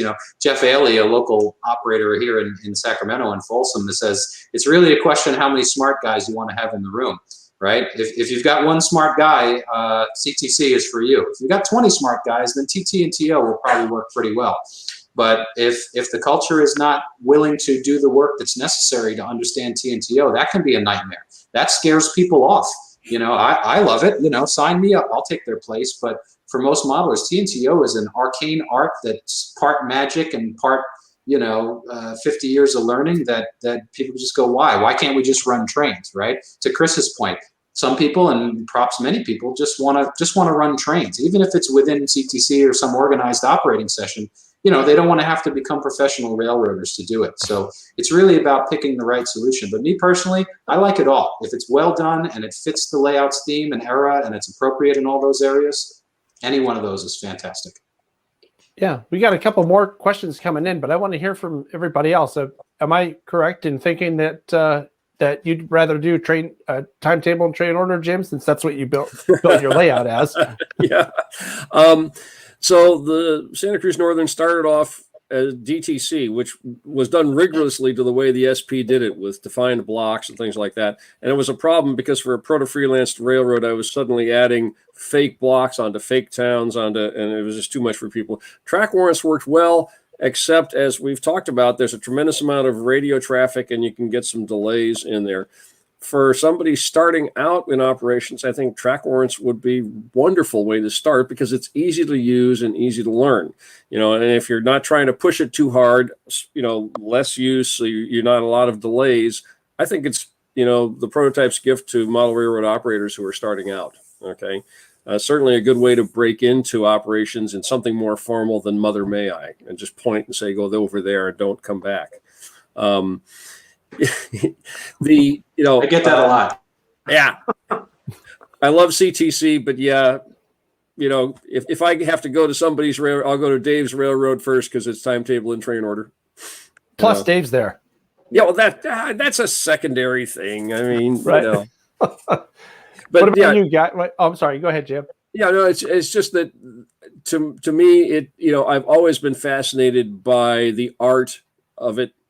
I was fortunate to get broken into operations all these many years ago by a couple of actual prototype railroad dispatchers. They said, engineer, that's interesting, but you really want to learn what, the interesting stuff, come and sit down in the chair with me, And so that interest in different forms of dispatching has always been a big part. And so that's, in part why I'll gravitate to the CTC machine, but give me timetable and train orders. And, I'm happy as a clam. Right. I'm guessing, Guy, you're a regular, Dave, so yours is probably TT and TO also, right? Well, I basically sort of come down on several camps. Yeah, I mean, what I know. I don't have as much experience as some of you guys do with all the other systems. So, but I would say this. I'm actually more interested in the railroad and the people who are there. So if it's a hot ticket, I'm there. I don't care what it is. If it's a cool layout I've never seen, if it's a bunch of guys that I really enjoy, if it's a well done layout, I'm up for any of it. I just want to go and have a good time and hopefully learn something and operate some trains. So it doesn't really however, like if the comment before, if the layout doesn't run well or that kind of thing, then I'd rather avoid it regardless of what the system is. But I think that's true across the board. And one would presume that if you're out there holding op sessions, that you've got some of that stuff under control. I mean, gremlin stuff shows up, but in general, you solve some of that. You said something that I find to be a common theme, really, with all of our panel discussions and just with the hobby in general. And when I say the hobby, I'm talking about model railroading, but I'm also talking about prototype rail fanning, is that it's not so much about what you're going to see or what you're going to do as much as the people you're going to see it with and do it with. And I'm hearing that in your answer, Guy, which I think is a very legit comment. I do want to go to the next question that's popped up on our screen here. And this is a friend, Dave, from Canada, who's asking about, I think, if I understand the question right, is thinking about how to design a layout that you just want to run now, but as you get more interested in more prototypical stuff, you might want to add signals to later. Maybe that's not what it says, but that's what I'm reading. You guys want to comment on that? Anybody have something to say about that? Maybe there's some design secrets or design techniques that someone like that could, maybe have a certain number of feet in between blocks or something. I mean, what do you think? One thing, I'll just jump in. I'm not a signal guy, but I just want to say that, go operate on a bunch of layouts and see how does that work? What does the layout need in order to be a good operating layout? And then from there, you would go further out into, the signal or whatever particular type of control system you're going to use. But I think a lot of people design layouts without any idea of what the operation is going to be, and then you come back later and it's harder to overlay. And I didn't know until I started operating, and then it totally changed my point of view. Yeah, I think that's a really good comment too, because if you don't know, you don't know. And what I mean by that is, if you know something about a topic, you know which questions to ask. If you know nothing about a topic, you don't even know what to ask to learn, to find out these things. So knowing what you know and knowing what you don't know could lead to a lot of very good questions. So I think that's a great comment, Guy. Thanks for that. I really do. I think. Go ahead. Well, I think one of the things, I would second the idea of going to operating sessions, observing what other people are doing, finding out what you like. But I think one of the basic things is, figure out what industries you want to serve, how many industries are going to be on your pike, and how they're going to interact with each other. And then think about the maximum train length that you want to run. And then design your sidings, design your open tracks, and everything else according to those train lengths.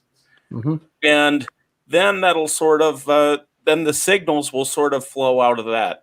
I would say get it to a point where you can operate it well. And some of this may be a combination of laying the track temporarily before you start scenicking anything, and testing the run characteristics of your layout, with all those factors in mind.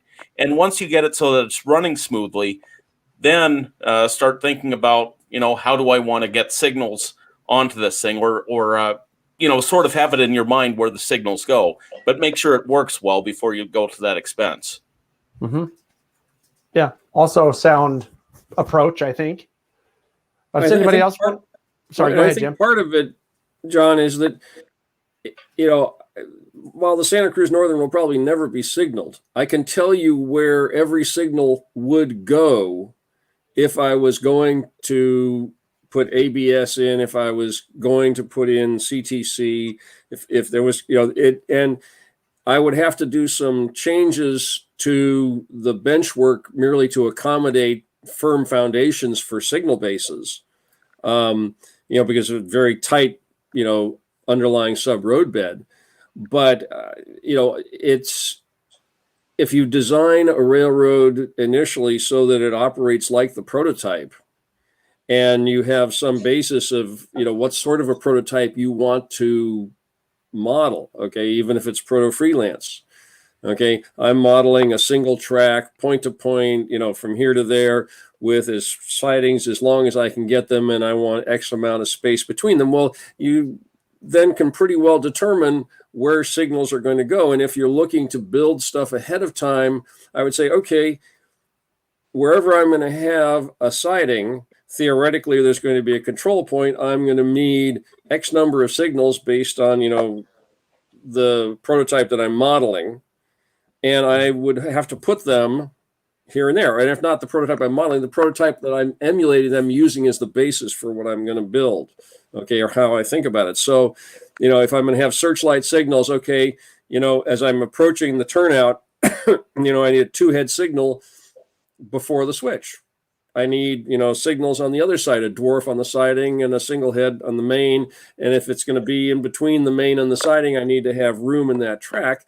And once you start to think about it in that fashion, you can kind of take those little building blocks and put them in every spot and say, okay, in those spots, I need to have bench work that will support, the signals that I want to put in place eventually. Right.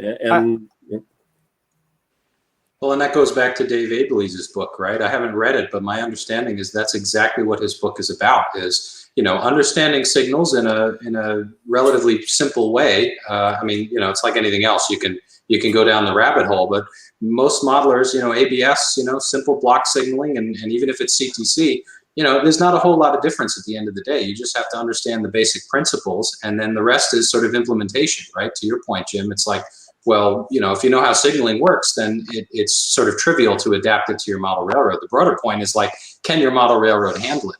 One of the other things I wanted to point out, and this may tie into the next question a little bit as well, is, there's Otis McGee's layout in Oakland, right? He has both CTC and timetable and train order on the same layout. Half the layout is CTC and half the layout is timetable and train order. So there are prototype examples of that. And speaking of the prototype, every railroad was different, right? One of the things I learned from studying signals in depth, I'm just a student of it, I can't get enough of it, is comparing the systems between, for example, the SP, the WP, and the Santa Fe. 3 different railroads in terms of the topography of their railroad and the nature of their operations. The Western Pacific had perhaps less money than the WP or the SP and the Santa Fe. The Santa Fe ran through a lot of, middle of the desert nowheresville. So they had ABS and APB and sprung switches. And in other words, it was set up for basically the trains to get there on their own. If you pull over in a siding or whatever, the signals would tell you whether you could come out or not. And it was all with train orders or some other system. But the signal system was basically meant so any train that's out there, they'll get home eventually. The signal, in other words, they didn't need the dispatcher to manage traffic. So when you study the different railroad systems, and you can learn a lot just by looking at the signal rules. One of the best things you can do if you model a prototype railroad is look at the prototype signal rules at the time and the era that you're modeling. And what you'll notice is, for example, the Western Pacific's signal rules, there's only about 10 of them. They're probably the simplest rule book that I can think of compared to, say, the New York Central or even the SP and the Santa Fe in terms of the number of different signal aspects that they had. The bottom line was the WP didn't have a whole lot of money, so they didn't have controlled siding. So every signal that puts you in a siding was a restricting, right? Which saves you on hardware and programming and all types of things. Whereas if you're modeling, I don't know, the New York Central in New York City, a 4-track main line with commuter rails and triple-headed signals everywhere, it's going to be a lot more complex. But of course, the Central and probably the Pennsy, I suppose, as well, had much more money. They were a much larger operation, much denser traffic, more urban relative to, the middle of New Mexico somewhere, for example.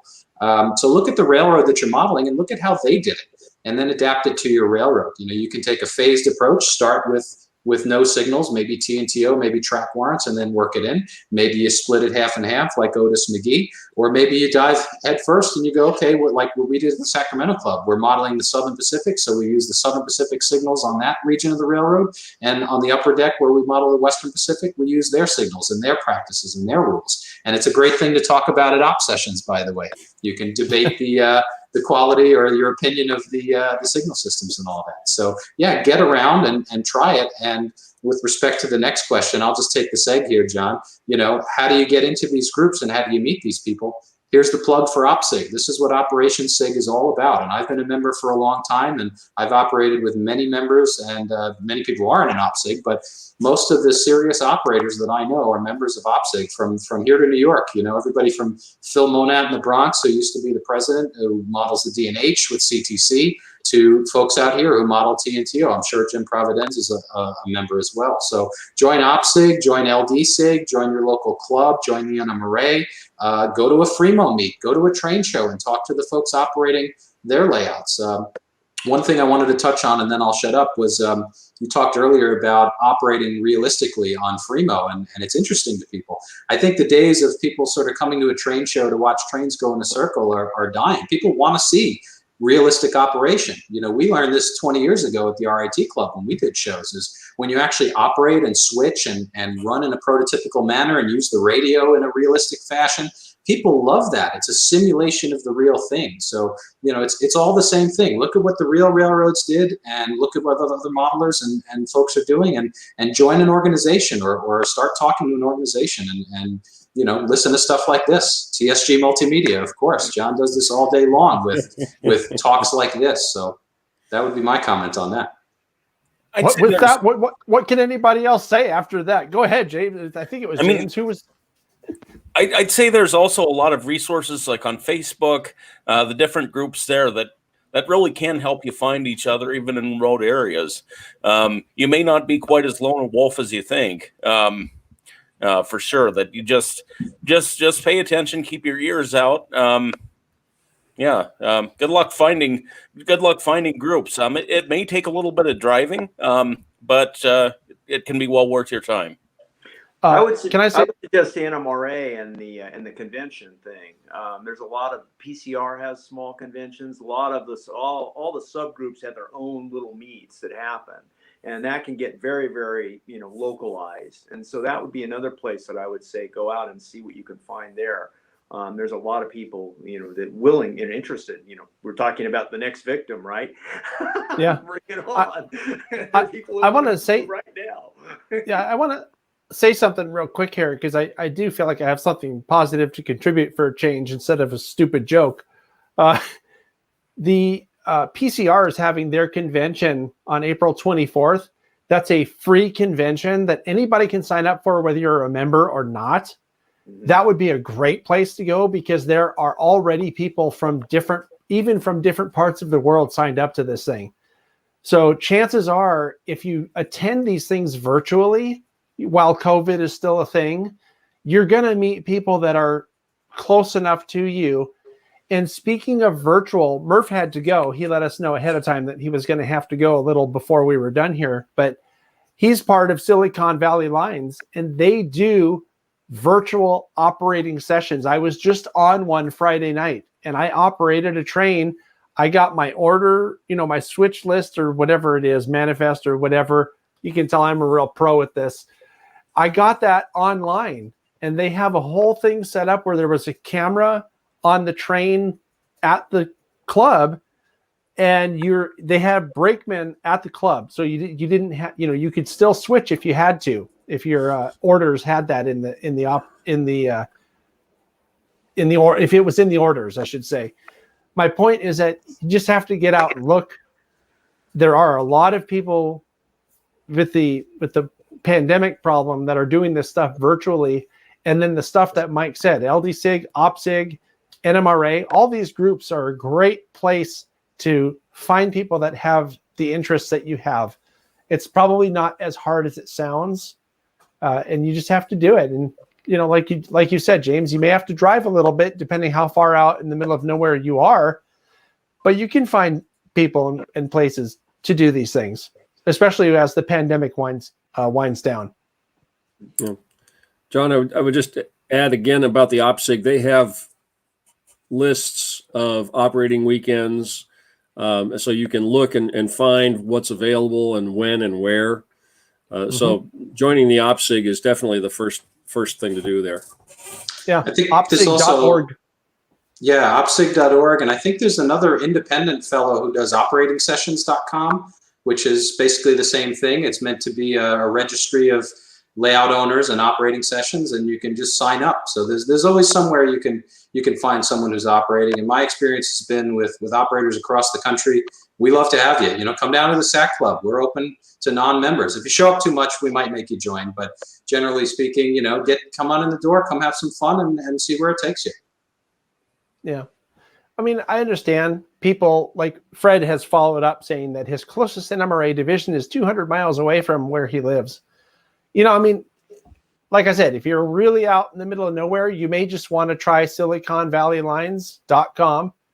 They do virtual ops, and it's a lot of fun. Try it. I mean, if it sucks, just don't go back. I did mine, and I thought it was a lot of fun. There seems to be a whole lot of that, John. I've noticed. Yeah. I haven't participated in one. My dream has always been to be able to dispatch from right here. I'm about 20 miles away from my club's layout.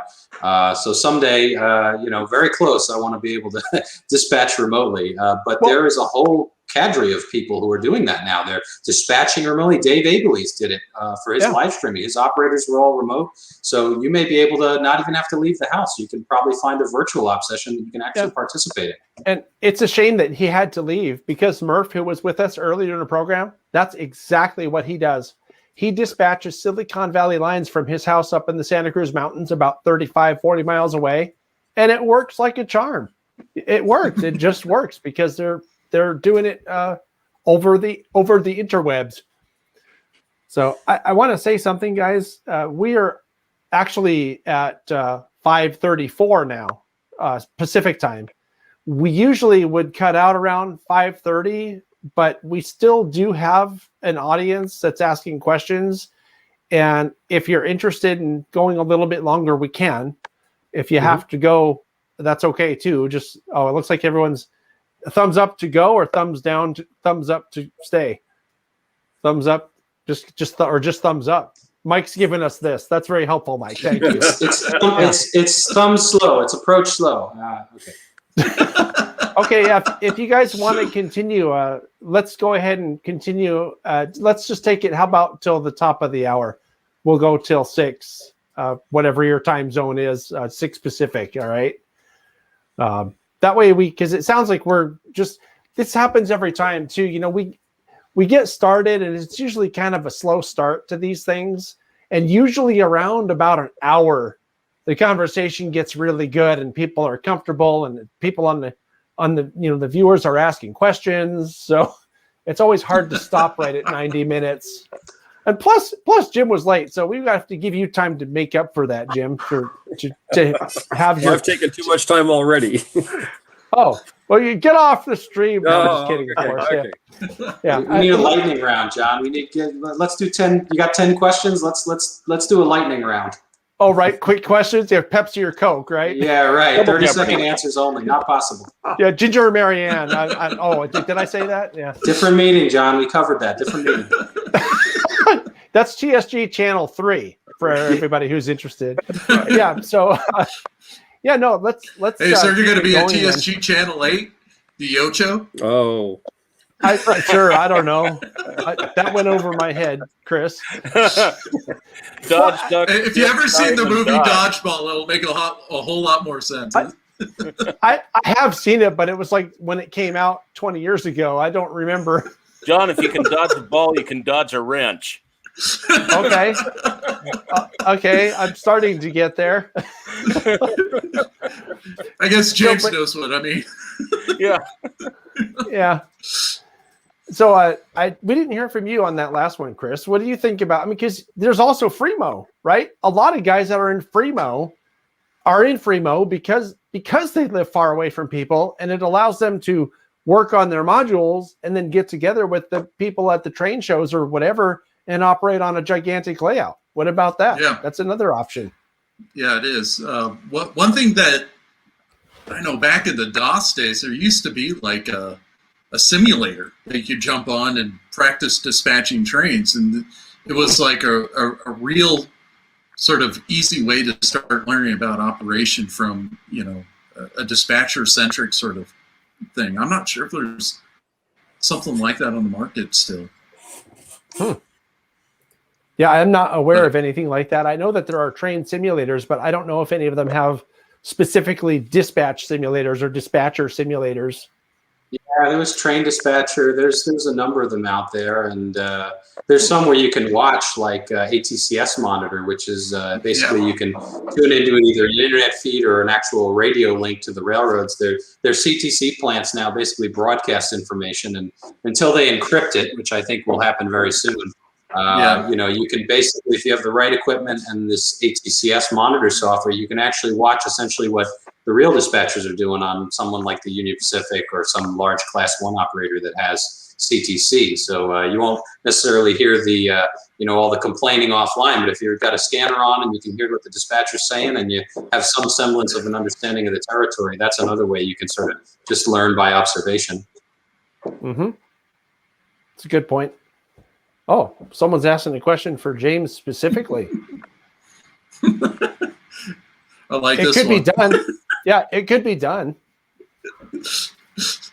I expect a report forthwith here, James. Yeah, it could be done. Unfortunately, I think if it were a Z-scale signal, it would take an 0201 LED or smaller. And I can't see the leads on those things. That's the limit of my eyesight. I just can't see it. So, if and I know they're doing genetic research on eye development all the time. If and when someone has the right CRISPR developed to give me super bionic vision so that I can see those Z-scale LEDs that would fit in those Z-scale signals, then I'd be game. It brings up a good question, actually. This is something I've pondered even in HO, which is, huge by comparison, right? Is should we even bother with the wayside signals? We have a place on our layout where it's a lower deck that's very close to the deck above it. In other words, you can't really get your head in to look at the signals either way. And it's a double track full crossover. So there's two sets of two-headed masts on either track on either side. And we have a repeater up on the wall that basically gives you a top-down view of the entire control point. And, you know, the question I've always asked is, you know, why even bother lighting up the signals? If you can't see them, right, it's Schrodinger's signal head, right? It doesn't really matter, right? So imagine something like in Z-scale, right, where, thanks for getting that, Jim, I appreciate that. The idea of maybe you just have dummy signals on the actual railroad, and then you just put repeaters or some other indication of the signal somewhere else, right? That solves the whole problem, right? We don't necessarily have to look at the wayside signal. We like to, but the truth is modelers on most layouts, unless it's a really long straightaway, you can't even necessarily look at it. You're probably using a repeater on half of them to begin with. So that's another approach that I've thought about, especially Z-scale. Would make perfect sense. The one thing I keep wondering about is that, you know, at what time, now I think they've developed that with some of the train net that your DCC system can communicate with the decoder and get feedback, so it can sort of detect where the train is, like even from that.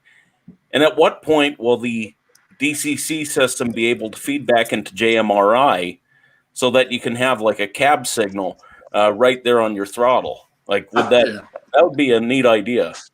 Digitrax actually did it. It's technically possible. You can get a cab signal on a DT series throttle. I've never seen anybody implement it, but it's technically. I'm surprised it took us 2 hours to get to cab signal on our on our throttles. But I thought you were going to say PTC. That'd be even better, right? Let's get PTC on our Y throttle, right? It can be done. Digitrax has an implementation of it. I've never done it, but it's possible. Yeah. Anybody want to take this question that popped up? I don't really know enough about LCC to know about this, but I'm sure somebody here does. It's the one protocol to rule them all, LCC. It's the DCC equivalent of the connection to the layout and the various, I'd say, decoders and throttles and basically LCC will connect. It's the connectivity part beside the actual rail, I'd say, packets. This is the next step. There's a lot of potential. I haven't had any experience with integrating a signal system into LCC, but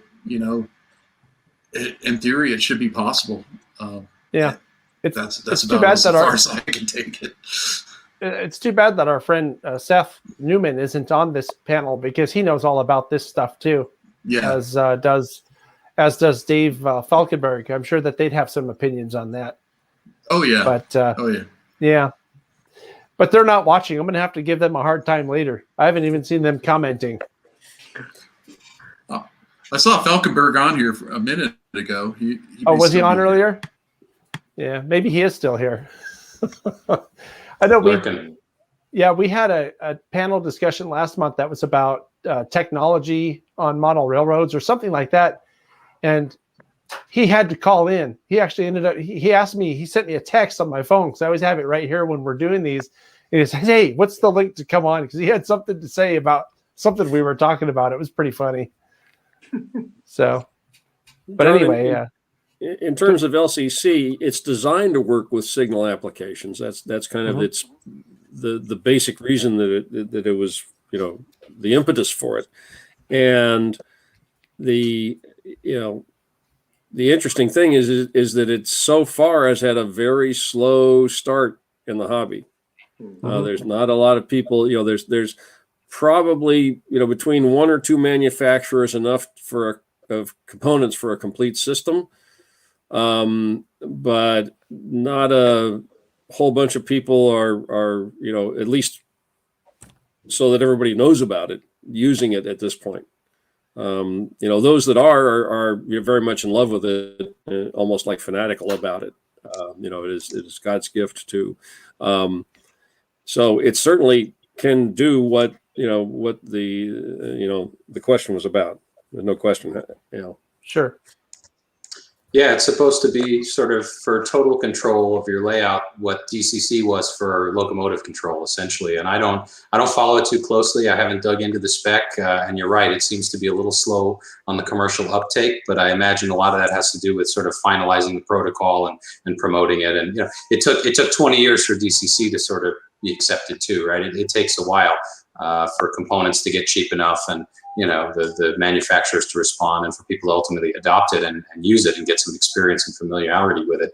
But my understanding is it's essentially supposed to be an open standard for what LocoNet does with Digitrax, where you can control a locomotive or a signal light or any function or device that might be on your layout. It's akin to a CAN bus versus sort of on your car, say, versus a light to the headlights and then a switch in the cockpit, that sort of thing. It's meant to provide unified control for everything on your layout, including rolling stock signals or whatever else we may come up with. I imagine that when they wrote DCC, they didn't imagine all the things that would happen later, sound and all the but they built a protocol that was flexible enough to handle it. So I'm actually excited to see what LCB does, and it seems to be like it's just about ready to start breaking out into the market. Do you know, Mike, I don't know, anybody who knows the answer to this can certainly chime in, but one of the things that made DCC work was that the standards were adopted or created. And I know the NMRA had a lot to do with that. So maybe have they done the same with LCC? Do you guys know? Has the NMRA set forth some kind of standards for LCC? It's their protocol. Yeah, it's their standard. It is? Yeah, I didn't know that. Okay. Yeah, it's exactly that. I mean, just for everybody's edification, and Jim probably remembers this. I don't quite remember analog command control, but I do remember when I was a kid that the real rich guys had the what was it, Railcom or something. It was basically an analog version of what we now understand as DCC. Decoder in each locomotive. They all had their own addresses. And the trouble was you didn't have interoperability. The issue was that, if I have system A and Jim has system B, I can't take my locomotive over to his layout and run it without changing the decoder, of course. And so the whole idea behind DCC was primarily interoperability, having one standard for control so that you could buy an NMRA or an NCE decoder and run it on a Digitrax layout, for example. Before DCC, that just wasn't possible. And that was possible because of the NMRA's standardization there. It's all about having a contract, really, a standard and a protocol that manufacturers can say, okay, I can build to that standard. And the difference between LocoNet, which is a proprietary protocol from Digitrax that you have to pay Digitrax to use, LCB is meant to be an open standard where we all agree this is the standard, and then manufacturers can build things. The modular signal system that Chris talked about earlier is an open standard by the FreeMo community, essentially, to make it simple. And so, once you agree on that protocol, then anybody can make stuff for it. And that's about the point we are now. But yes, John, it was exactly that. The NMRA is attempting to do with layout control in general what they did with DCC, 40 years ago now, 30 years ago now? 1994. Yeah. About almost 30 years. Did you guys see the question that popped up on here? Dave's wondering about, someone want to take that? The one about signaling? That's up right now? Yeah. Yes, trains run in both directions. If on your model they mostly run in one direction, some of them are going to run in the other direction. And on the prototype, it's pretty much balanced, unless you're in a very specific sort of an application. And if you design any sort of a signal system, it's going to be designed to handle traffic in both directions. A simple OS section, which is on sheet, going back to telegraphy times for the use of the letters. You have a control point. It has a signal in one direction leading into a switch, two signals in the opposite direction for, trains going the other way. The single signal leading into the switch has two heads because you got to be able to go in a couple of different directions. And so just by its definition and by its basic nature, it controls traffic in both directions. it makes sense too, because if you have loads coming out from somewhere, you have to have empties going in to get loaded again. So trains have to, if you're doing operations, trains have to go both directions realistically. True, but not necessarily on the same track, right? To add a little bit of nuance, and I could see Chris is probably champing at the bit for this one too. Imagine a double track railroad, right? Typically when they would first signal them, one track would be for westbound and the other track would be for eastbound. So the early ABS signals would have been one direction per track. Now, not per railroad, obviously. The train's got to come back someday, at least the engine does, generally speaking. A lot of railroads originally, you build the first track in the timetable and train order days, and you ran one track bidirectionally with train orders and a schedule. And then oftentimes they would double track the railroad. And if you had that much traffic that you wanted to double track the railroad, it often made sense to add ABS. And the cheapest ABS you can get is single track ABS for one direction. Now, that doesn't mean you can't run in the opposite direction. That's called running against the current of traffic, but you need a train order to do that. So the answer is it's complicated, but generally speaking, there is a solution for everything. There's a saying in software engineering, which is my field, where unless you're working for NASA, it's all been done before. Somebody has solved the problem you're trying to solve before. Just look at how they solved it for your answer. There's no better reference than the prototype. It made sense to me. That made so much sense. I had nothing else to say. Yeah, I really shut the room down, don't I? I gotta say a little bit less, or I don't know what to do with that, John. I like it though, Mike, because your answers are very complete. Oh, thank you. I watch a lot of news TV. What can I tell you? Right. Approachlet signals is the question that has popped up, and I've understand that they thought can before. In fact, yeah, I haven't seen them set up that way, but there's certainly no reason that they couldn't. It would be a timing circuit of some sort. We have it on the SEC Club. We do it. It's if the train's in the block, you light them up, and that's how the real railroads do it. Generally speaking, it will. It's not a matter of timing. It's a matter of you only light the signals when there's a train there to see them. It's kind of like the tree falling in the woods thing. So if you're in a block and the signals ahead of you, right, would know you're there, they light up. And what they also do is they'll light up the signal behind you, so that you'll always have a red signal behind you. So, again, look at your prototype railroad. Go out and look at your local class 1 and watch the signals. Most of them are approach lit these days. Although the other question too is like with how heavily trafficked a lot of operating sessions are, would that situation arrives too frequently? But I mean, you could certainly do it. Like it's possible. It's easy. It's trivial to do. And here's the irony is I actually did it. I implemented it on our whole railroad, and it turns out it's not that great for modeling because most of the time you're looking a couple of blocks ahead of where your train actually is. Right. What the effect it will have on your op sessions is it will slow down your operators and it will force them to look at the signals because they won't know. So we use it sort of, as a whip sometimes, but the truth is most of the time where I guess I would say in our case, we implemented it, we almost never use it because it's not all that practical, but you can do it. It's really simple to do actually. Yeah. The Union Pacific uses that on a lot of their main lines. I know the coastline here where I live is approach lit. And they're also out in the Tehachapi area, as I recall. I remember we're out prototype rail fanning, and it's great to sit next to a signal because if it turns on, something's coming, right? So, but I wanted to mention that we're sort of kind of coming down to the end here. We got about 7 or 8 minutes. So I don't see a lot of new questions coming in, but I do want to throw a last call for questions to the audience, and also sort of a last call to you guys. If there was something that you wanted to talk about that we didn't cover or that you didn't get to talk about, this is a good time to mention it now. So someone's chair is squeaking. I couldn't tell who it was. That was me. I will own up to that. Was that the preface to your comment? Actually, let me jump in. Okay. One thing that I in the overall topic of transportation, and we've touched on it a couple of different times, just kind of on the outside edges, is that, so you have to plan what your operating session is going to be like. And this is the transportation planning function that's way up there, you know. Not even do I not touch real railroad trains.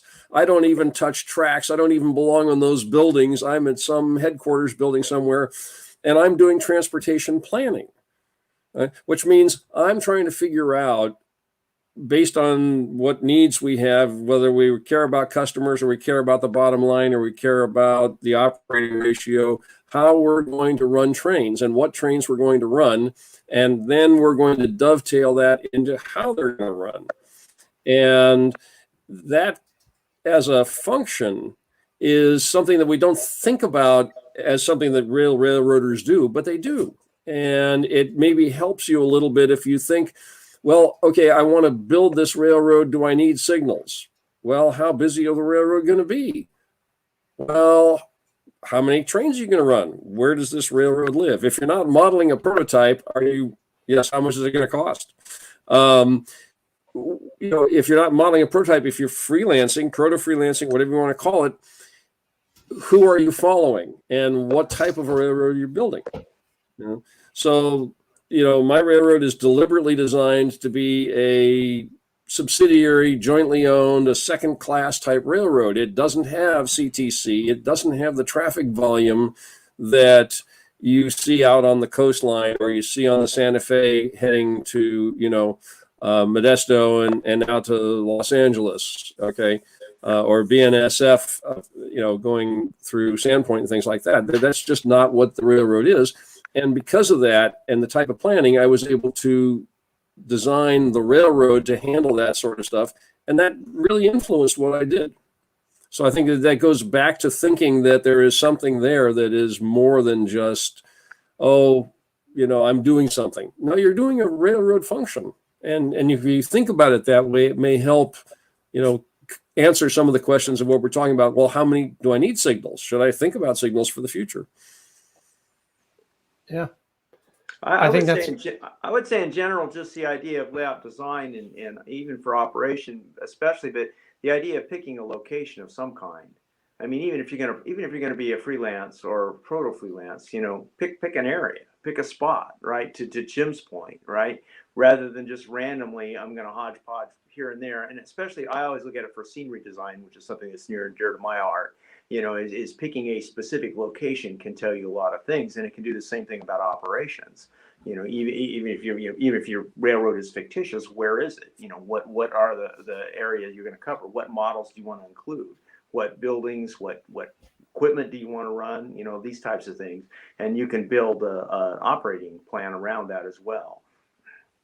Yeah, we've talked about that on other shows, where if you know that you're going to build a logging railroad, for example, at least understand what real logging railroads did and how they worked, because you can apply those same principles, right, to your freelanced one. Mm-hmm. They've already done most of the work for you. Absolutely. You just have to learn about it. Yeah. Yeah, I was going to say that really dovetails into the point that I was going to make, which is to keep it as simple as possible. Speaking as both an operator and somebody who has spent a great deal of hours designing the ops at our club. I spent a great deal of time thinking about how to make it accessible for most for operators. Very few operators are sort of the top 1% of, they know T&TO in and out, or they know every single signal rule, or they know operating practice, or they're good at switching. Most people have a mix, and it varies a great deal on their level of ability, their level of interest. And one piece of advice I would give to any modeler, especially when it comes to operations, is keep it as simple as possible, right? I've been to layouts where the waybills have a dictionary worth of text on either side. All I need to know is where that car goes next. Everything else is superfluous, and that's fun. I'm all for that, and I'm all into car confiscation and all the detail about routing, but most operators don't care. For the purpose of operating the train, all I need to know is, what do I do with this car? Right? And more broadly, what do I do with my train? If I'm running, the California Zephyr, where do I stop? How long do I wait? Those sort of things. Give the operators the minimal amount of information that they need to do the job. I've sat through 2.5-hour pep talks, for a layout op session. I've been where the spiel was longer than the session. If it's that complicated, you're doing something wrong. It shouldn't take an hour to explain how your system works. At our club, what we do is we have a job card that's on an 8.5 or a 4x6 index card, has the name of your train. Here's what it does, and it's literally step-by-step instructions. Pick up your train on this track, call the dispatcher, whatever it might be. And it tells you, so in other words, I assume that any operator who comes to our layout has never seen our layout before, has only a minimal amount of knowledge. I mean, I assume you know what a train is and you have a reasonable understanding of how railroads work. Train goes on the track, that sort of thing. But with the system is meant to be as simple as possible. It's just enough information and no more and no less. I've seen a lot of job cards that are a binder, and I'm not talking about you, Jim. I think you do a great job with it. Keep it simple. But Jim's Railroad's a great example. There's a lot of folks who don't know the territory, they don't know the area, and they're not necessarily a hardcore operator. They may not even understand T and TO, but it's still accessible because it's kept to a level that's approachable. That would be the key thing. Keep it simple. And if you've got a club of guys who are in the deep end of the pool at Adult Swim and want to go T and TO and write orders and forms you've never heard of, go for it. But start simple and work your way up would be my advice. That certainly helps with new people for sure. If your goal is to bring new people in, that's a great approach for sure. Got to make it fun. Yeah. If it's not fun, you're not doing it right, as they say. So anybody else want to chime in on that before we go? Because my thing tells me it's 2:00 and 36 seconds. Beep. Not everybody at once, though, of course. We're good. Are we good? You have any parting shots, Chris, James, Guy, anybody? Nothing? Okay. Well, with that, I just want to thank you for inviting us. And it's been thank you. Great to Thanks for having us on the show, and this was a lot of fun. Yeah, right? Good times. Thank you, John. So Ditto. why don't we do this then? I'll drop you guys back into what we call the basement, the backstage area. But if you can hang out there for a couple minutes until after the credits run, I do have something that I'd like to say to you all. So I do want to thank you all while you're still on screen for coming.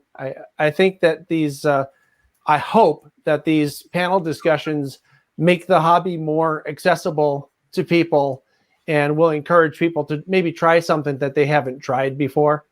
So thank you all. Mike, I'm going to drop you down back to the backstage. Thanks again.